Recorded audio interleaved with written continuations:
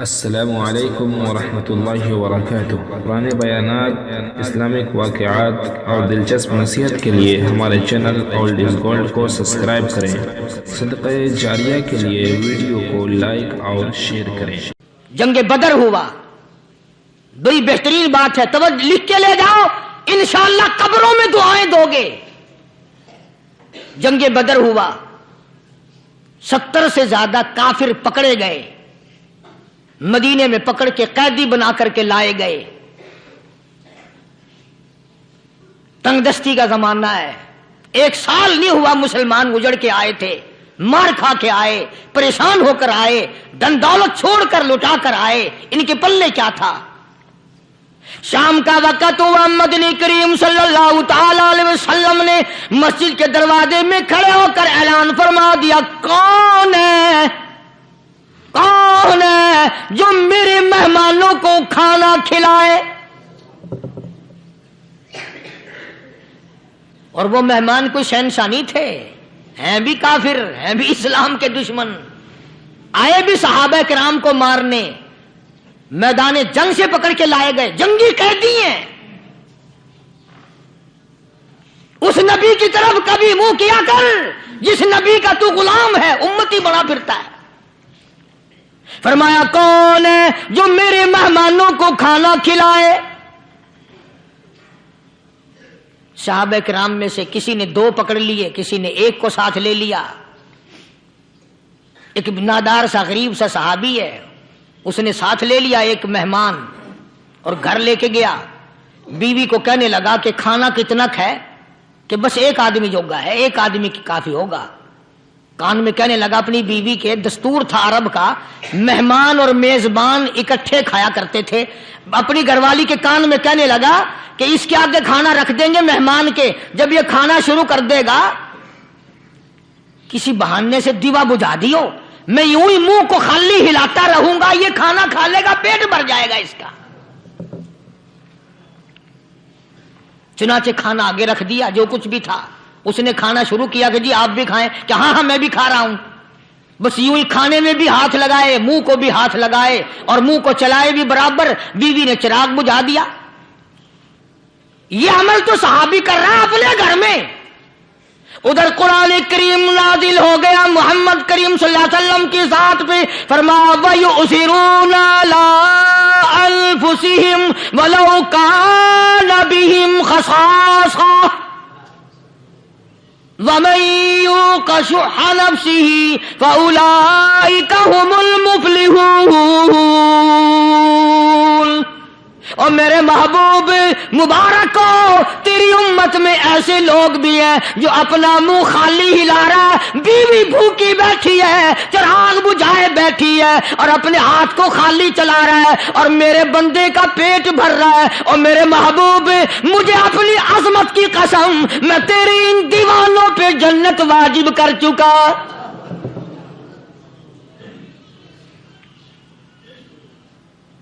اب حضور صلی اللہ علیہ وسلم نے تو ان کو نہیں سکھایا تھا کہ تو جا کے ایسا کرنا، قدرتی مزاج ایسا بنا دیا تھا۔ ایک اور موقع آیا مدینے پاک میں، جنگی قیدی اور جگہ سے اسی طرح سے آئے۔ ایک صحابی ایک اور آدمی کو، جنگی قیدی کو کافر میں گھر لے گیا۔ بیوی کہنے لگی کہ 1 ہی آدمی کا کھانا ہے بس، انہوں نے کہا اس کو دے دو۔ وہ کافر جنگی قیدی کہنے لگا جی آپ بھی کھائیں، کہنے لگا بھی بات ہے صاف، 1 آدمی کا کھانا ہے، تو کھانا کھا، میں درخت کے پتے چبا لیتا ہوں۔ وہ کہنے لگا میں کھاؤں گا پتے۔ انہوں نے کہا تو رئیس آدمی ہے مکے کا، میں پرانا غریب ہوں، مجھے پتے چبانے کی عادت ہے، تیرے پیٹ میں درد نہ ہو جائے، میں عادی ہوں پتے چبانے کا۔ اس نے پتے چبا لیے۔ کافر مسافر اور مہمان جو تھا جنگی قیدی، اس کو کھانا کھلا دیا۔ دوسرے دن پھر ایسی نوبت آئی، اس نے کہا آپ بھی میرے ساتھ کھانا کھائیں؟ نے کہا نہیں بھائی تو کھا، میں پتے چبانے کا عادی ہوں۔ 2 دن تو اس کافر نے کھانا کھا لیا، اور جب تیسرے دن اس کے آگے کھانا آیا انہوں نے کہا بھائی تو ہی کھا، بس اتنا ہی کھانا ہے، میں تو میاں بیوی ہم تو پتے چبا لیں گے۔ اور کہنے لگا مدینے والوں تم خود پتے چباتے ہو، دشمنوں کو کھانا کھلاتے ہو، آج میری بھی ایک شرط ہے، پہلے کلمہ پڑھا پھر کھانا کھلا۔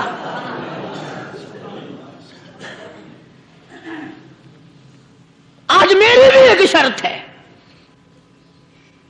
2 دن کے عمل نے کفر کو مٹا دیا، اسلام چمک گیا۔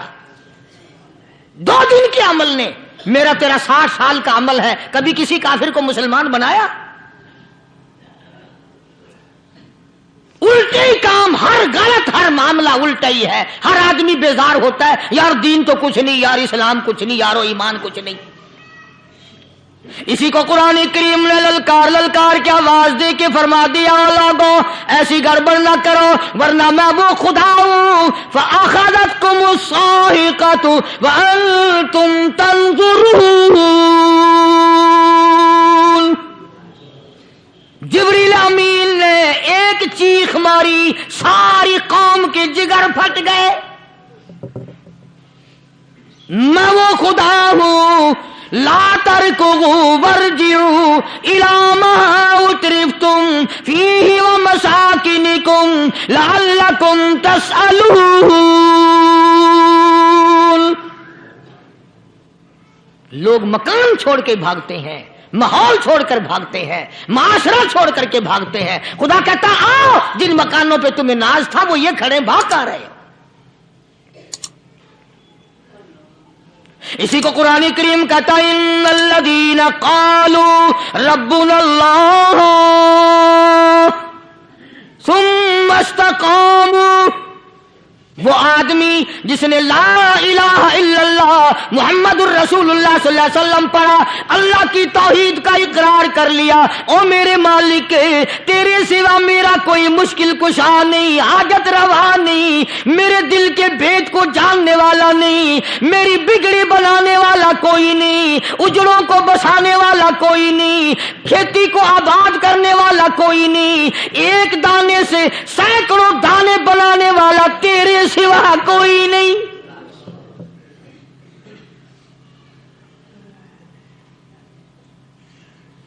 کھیتوں میں جاؤ،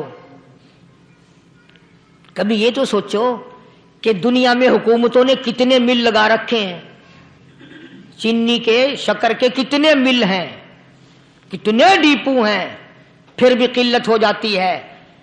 اور یہ اللہ میاں نے کتنا میٹھا کیلے میں، سنترے میں، مالٹے میں، انگور میں، سیب میں، کبھی یہ بھی سنا کہ اللہ میاں کا شوگر مل فلاں علاقے میں لگا ہوا ہے؟ کبھی یہ تو دیکھو کہ یہ قدرت کاملہ کے سوا اور کون پیدا کر رہا ہے؟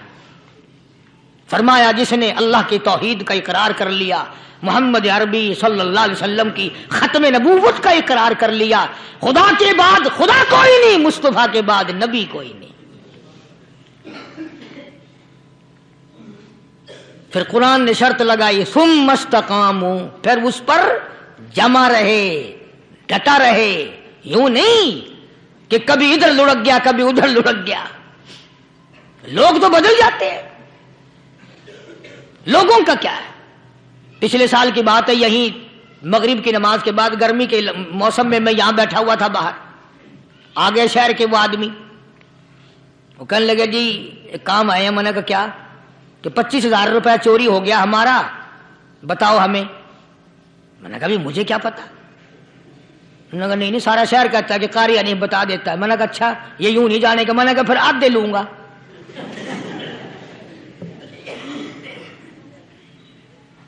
25,000 گم ہوئے ہیں نا، 12.5 میرے 12.5 تمہارے۔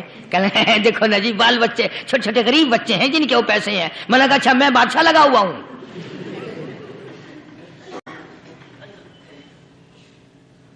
انہوں نے کہا جی سودا مہنگا۔ میں نے کہا پھر کہیں اور چلے جاؤ۔ کتنا میں نے سمجھایا نہیں ماننا کہ اگر ہمیں یوں پتہ چل جائے مولویوں کو ولیوں کو تو پھر یہ لاکھوں کروڑوں پولیس والے رکھنے کی ضرورت ہے بھلا؟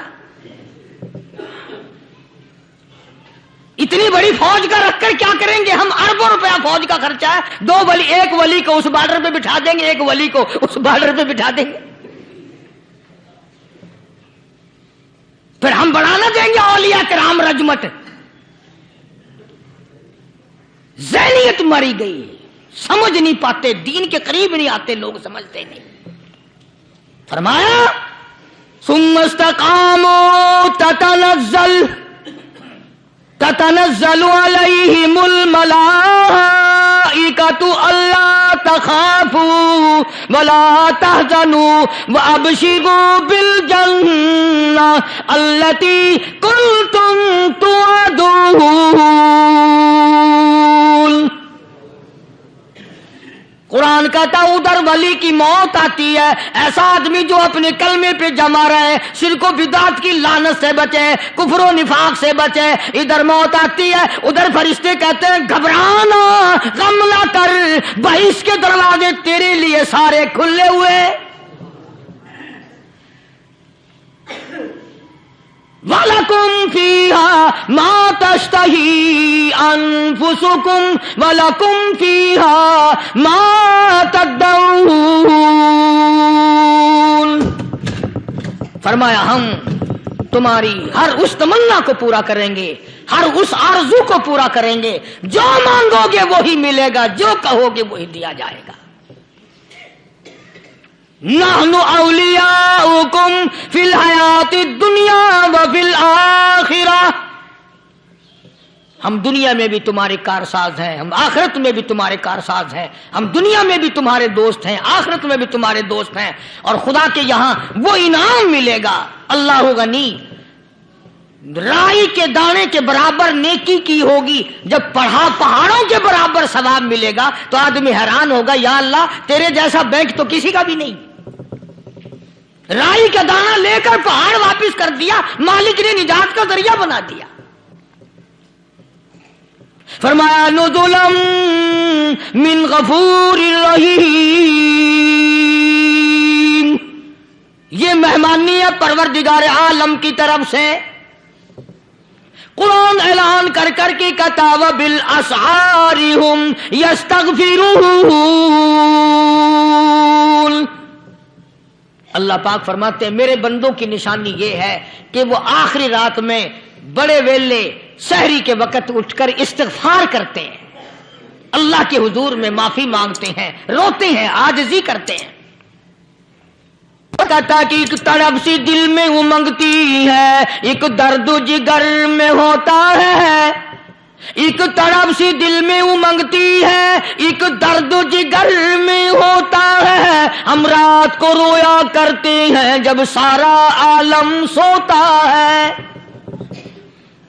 سب لوگ سوئے ہوئے ہوں اور اللہ کا دروازہ کھٹکھٹا، اندھیرے میں مالک کائنات کے سامنے جھولی پھیلا، اپنی بگڑی کا سوال کر، اپنی مشکلات اس مالک کے سامنے پیش کر جو سارے جہان کا خالق و مالک ہے۔ عقیدہ بھی بناؤ، اعمال بھی بدلو، مزاج بدلو، طبیعتوں میں انقلاب لاؤ، اور لوگوں ان گھروں کو مسلمانوں والے گھر بناؤ۔ تم برا مان کے جاؤ یا بھلا مان کے جاؤ، میں اپنے عقیدے کی بات کو چھپاتا نہیں۔ جس گھر میں کوئی مرد عورت قرآن کے کھولنے والا نہیں، میں اس گھر کو مسلمان کا گھر نہیں کہتا، وہ چوڑے اور کراڑ اور سکھ کا گھر ہے۔ تمہیں یہ سکھایا کس نے ہے کہ مرنے کے بعد قرآن پڑھا جاتا ہے اور ساری زندگی میں نہیں پڑھا جاتا؟ یہ قرآن مردوں کے لیے تھوڑی آیا، یہ زندوں کے لیے آیا ہے۔ حدیث پاک میں آتا ہے حضور کریم سب کہہ دو صلی اللہ علیہ وسلم نے فرمایا عیسیٰ علیہ الصلوۃ والسلام ایک قبرستان سے گزرے، گورستان سے گزرے تو ایک قبر کو دیکھا، وہ نبی ایسا تھا، اس کے معجزات ایسے تھے۔ قبر میں دیکھا تو ایک بڑھیا جل رہی ہے، سڑ رہی ہے، تباہ ہو رہی ہے، رو رہی ہے۔ تو عیسیٰ علیہ الصلوۃ والسلام پناہ کر کے وہاں سے گزر گئے۔ چند دنوں کے بعد جو اسی قبر کے پاس سے گزرے تو عیسیٰ علیہ السلام کو دھیان آیا کہ اس قبر میں ایک بڑھیا بڑی عذاب بھگت رہی تھی، مگر اس دن جو دیکھا وہ تو عیش میں بیٹھی ہے، تخت میں بیٹھی آرام کر رہی ہے۔ سیدنا عیسیٰ علیہ الصلوۃ والسلام نے اللہ پاک سے سوال کر دیا، الہی مرنے کے بعد تو آدمی کوئی نیکی بھی نہیں کر سکتا، اس نے کیا کر لیا جو اس کا سارا نظام بدل گیا؟ آواز آئی اے عیسیٰ لکھ کے لے جاؤ یہ بات، حضور کا فرمان ہے۔ فرمایا اے عیسیٰ، اس مائی کے چھوٹے سے پوتے نے استاد کے پاس جا کر کے پڑھا بسم اللہ الرحمن الرحیم، اس ننھے سے منہ سے، چھوٹے سے منہ سے جب یہ لفظ نکلا، اے اللہ تو بڑا مہربان ہے، تو بڑا کریم ہے، عیسیٰ چھوٹے سے منہ سے جب نکلا، وہ تو معصوم تھا، اس کے منہ سے جب نکلا نا کہ میں بڑا مہربان ہوں، میں نے اس معصوم بچے کے صدقے میں اس کی دادی پہ کرم کر دیا۔ اس کے نام میں بڑی برکتیں ہیں، اس اللہ کا نام لینے میں بڑی برکت ہے۔ گڑ میں مٹھاس ہے، اللہ کے نام میں مٹھاس نہیں۔ ٹافیوں میں مٹھاس ہے، اللہ کے نام میں مٹھاس نہیں۔ تم نے چکھ کے نہیں دیکھا، اگر تم چکھ لو، خدا کی قسم دنیا کی کوئی چیز اچھی نہ لگے اللہ کے نام کے مقابلے میں۔ اللہ پاک مجھے اور آپ سب کو اپنا نام لینے کی توفیق عطا فرمائے، اپنے قرآن کی تلاوت کرنے کی توفیق عطا فرمائے، اور اپنا ذکر اور اپنا فکر اور اپنے شکر کی توفیق عطا فرمائے، اور اللہ پاک ہم سب کو یہ ہمت دے کہ مرتے دم تک ہم قرآن سے یاری کریں، قرآن سے وفاداری کریں۔ وآخر دعوانا ان الحمدللہ رب العالمین۔ پچھلے جمعے کی بڑی شاندار کیسٹ جو آپ لوگ خود سن کے گئے تھے، اور بھی سب کیسٹیں ہیں، بڑی اعلیٰ درجے کی اولیاء کرام کی جو بھی بیمار ہے یا اللہ سب کے دکھوں کو دور فرما دے، یا اللہ اپنے محبوب صلی اللہ علیہ وسلم کے صدقے میں سب کی تکلیفوں کو دور فرما، سب کی پریشانیوں کو دور فرما، سب کی نیک تمناؤں کو پورا فرما۔ یہ جتنے مرد عورت آئے بیٹھے ہیں یا اللہ ان کو قدم قدم پہ نیکیاں اور قبولیت عطا فرما، یا اللہ سب کے کاروبار میں، سب کی فصل میں برکت عطا فرما، یا اللہ سب کی نیکیوں کو اتنا بڑھا کہ ہمارے لیے ذریعہ نجات بن جائیں۔ یا اللہ ہم سب کے والدین کی مغفرت فرما۔ میرے حاجی صاحب کے لیے بھی دعا کرو، جس کا یہ سارا بوٹا لگایا ہوا، اللہ تعالیٰ اس کی قبر کو جنت کا باغ بنائے۔ میری والدہ کے لیے بھی، سب کے والدین کے لیے دعا کرو، یا اللہ سب کی قبروں کو جنت کا باغ بنائے۔ جس کے عزیز رشتہ دار، اہلیہ، بھائی، بھتیجے، خاندان کے لوگ، وسیب کے لوگ جتنے بھی قبروں میں چلے گئے، یا اللہ سب کی مغفرت فرما، سب کے گناہوں کو معاف فرما، یا اللہ سب کو اعلی علیین میں جگہ عطا فرما۔ یا اللہ اس مسجد کے، مدرسے کے جتنے لوگ خدمت گزار ہیں، مال و جان میں برکت عطا فرما، یا اللہ ان کو اتنا دے کہ ان کے گھر بھر دے۔ ہاں کوئی ساتھی بتلا رہے ہیں، کوکو کولا کا کوئی ساتھی ہے جہاں بھی ہے، اللہ تبارک و تعالیٰ سے استقامت عطا فرمائے۔ یا اللہ ان سب کو حج بیت اللہ نصیب فرما، سب کو روزے رسول اللہ صلی اللہ علیہ وسلم کی زیارت نصیب فرما، بے اولاد کو اولاد عطا فرما۔ یا اللہ ہم سب کی اولاد کو نیک، صالح اور نمازی بنا، یا اللہ سب کی اولاد کو ہدایت عطا فرما۔ یا اللہ ہم سب کے گھروں کو نماز اور قرآن سے آباد فرما، مرتے وقت کلمے اور ایمان والی دولت عطا فرما۔ یا اللہ ہم سب کی عزت، آبرو، جان، مال اپنی امان اور اپنی حفاظت میں رکھ۔ یا اللہ ساری امت کی مغفرت فرما، سارے پاکستان پہ کرم اور فضل فرما، ساری مخلوق کے ساتھ یا اللہ رحم کا معاملہ فرما۔ یا اللہ ہماری دعاؤں کو نہ دیکھ، ہمارے اعمال کو نہ دیکھ، اپنے محبوب صلی اللہ علیہ وسلم کے صدقے میں تمام دعاؤں کو قبول فرما۔ صلی اللہ علی حبیبہ محمد وعلی آلہ واصحابہ اجمعین برحمتک یا ارحم الراحمین۔